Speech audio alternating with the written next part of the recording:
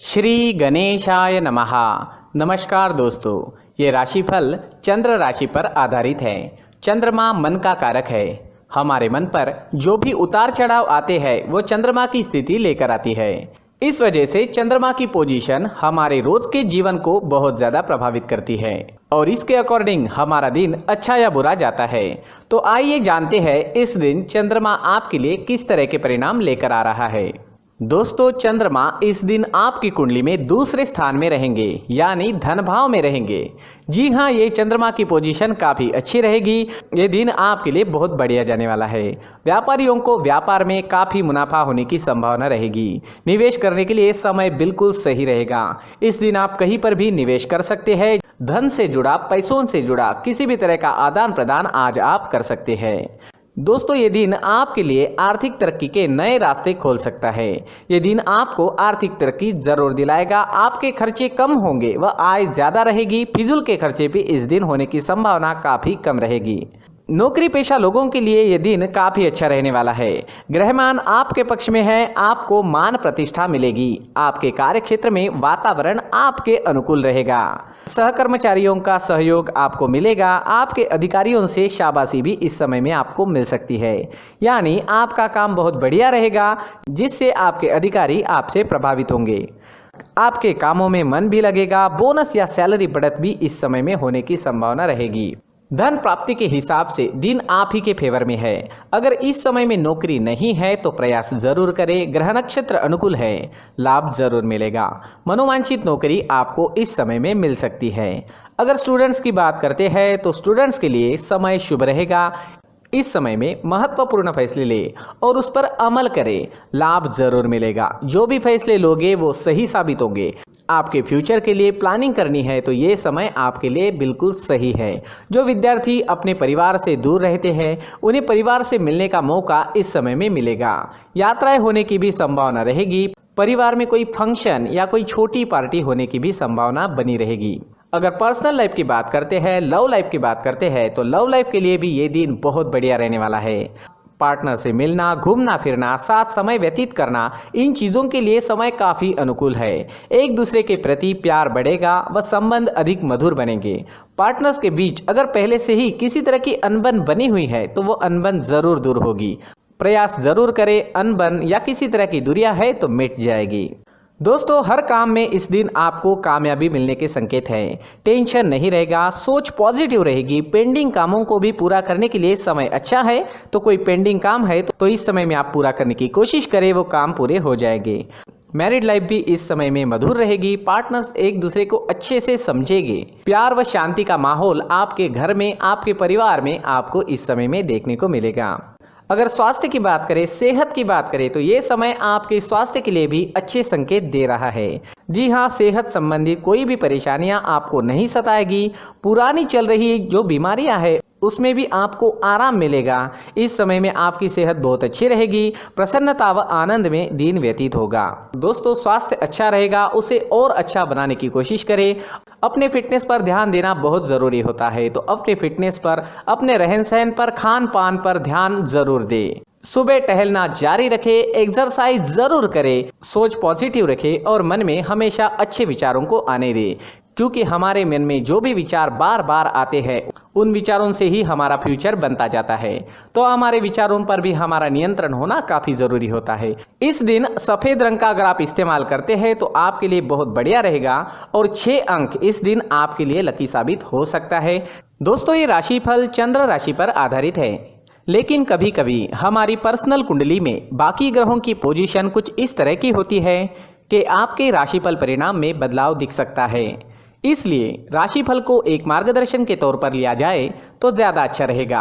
दोस्तों, सभी राशि के लोगों के लिए जीवन में आगे बढ़ने के लिए कुछ जरूरी बातें वीडियो में आगे बताई गई है, तो वीडियो आगे जरूर देखें। व्यक्ति को अपने जीवन में सफल होने के लिए मेहनत के साथ साथ भाग्य का साथ होना भी बहुत ही आवश्यक होता है। अगर व्यक्ति का भाग्य उसका साथ देता है तो कम मेहनत में ही अधिक सफलता प्राप्त होती है। परंतु कई बार ऐसा देखा गया है कि व्यक्ति के जीवन में कई ऐसी घटनाएं घटित होती है जिसकी वजह से उसको बहुत सारी परेशानियों का सामना करना पड़ता है। और इस स्थिति में व्यक्ति को बिल्कुल भी समझ नहीं आता कि ऐसा क्यों हो रहा है। दरअसल आपके घर में ही कुछ ऐसी चीजें होती है जो हमारे भाग्य को प्रभावित करती है, हमारे जीवन को प्रभावित करती है, और उन चीज़ों के आसपास होते हुए भी हमें वो चीज़ें नज़र नहीं आती। वह चीज़ें हमारे चारों तरफ एक अजीब सा घेरा बनाकर रखती है, परंतु हम उसको नहीं देख पाते। इन चीज़ों से हमारे घर में और हमारे जीवन में नकारात्मकता फैलती है, जिसकी वजह से हमें नुकसान उठाना पड़ता है, जिसकी वजह से हमें भारी नुकसान उठाना पड़ता है। हम पूरी तरह से कंगाल हो सकते हैं। हम सोचते हैं हमारे जीवन में हमारी ग्रोथ नहीं हो रही है, लेकिन हम इन चीज़ों पर ध्यान नहीं देते। तो दोस्तों, इन चीज़ों पर ध्यान देना ज़रूरी है और वो चीज़ें अब मैं आपको बताने जा रहा हूँ।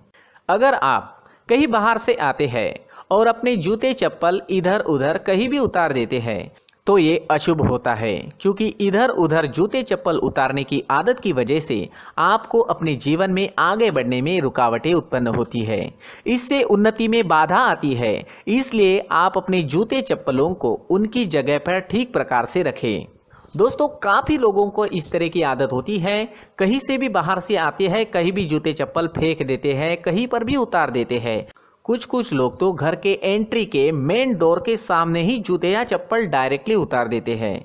ये तो बहुत ही गलत है। साथ ही कुछ लोग जूते चप्पल उल्टे रख देते हैं, उस पर ध्यान नहीं देते। लेकिन इन चीज़ों पर ध्यान देना बहुत ज़रूरी होता है और जूते चप्पल हमारे जीवन को बहुत ज़्यादा प्रभावित करते हैं। दोस्तों, ध्यान रखें, जूते चप्पल हमेशा साफ सुथरे रखें और उनको उनकी जगह पर रखें। उनके लिए एक स्थान बनाएं, उस स्थान पर रखें। अगर कोई व्यवस्था उनके लिए की है तो बहुत ही अच्छी बात है, वहां पर उन्हें रखें, साफ सुथरा रखें। जूते चप्पलों को उनकी जगह पर कुछ इस तरह से रखें कि वो देखने में भी अच्छी लगे। अगर वो चीज़ें देखने में अच्छी लग रही है तो फिर उनसे निगेटिव एनर्जी उत्पन्न होने की संभावना बिल्कुल भी नहीं रहेगी।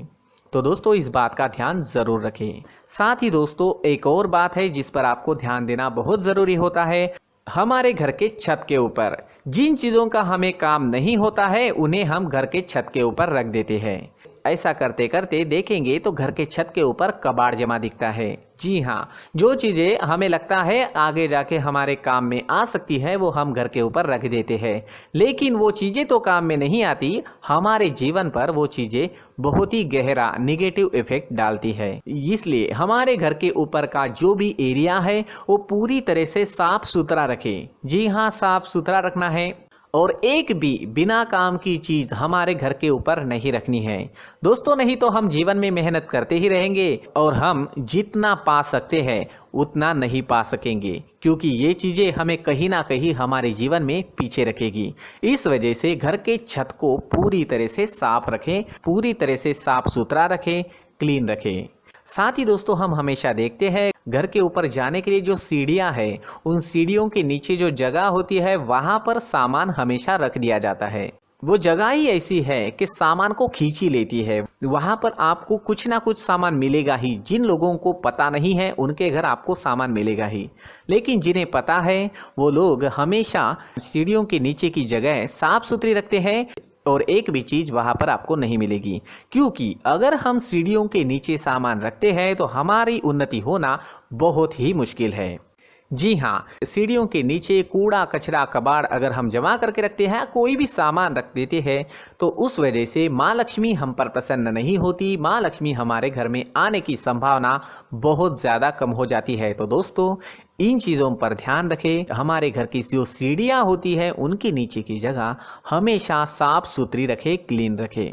साथ ही दोस्तों, अगर आपके घर में ऐसी कोई चीज़ मौजूद है जिसका आपको काम नहीं है, जैसे टूटे फूटे बर्तन, आईना, तस्वीरें, इलेक्ट्रॉनिक सामान, सोफा, कुर्सी, टेबल, पलंग, घड़ी, झाड़ू, गमला इत्यादि, तो आप इन सामानों को अपने घर से तुरंत ही बाहर निकाल दीजिए, वरना इससे आपको बहुत बड़ी परेशानी हो सकती है।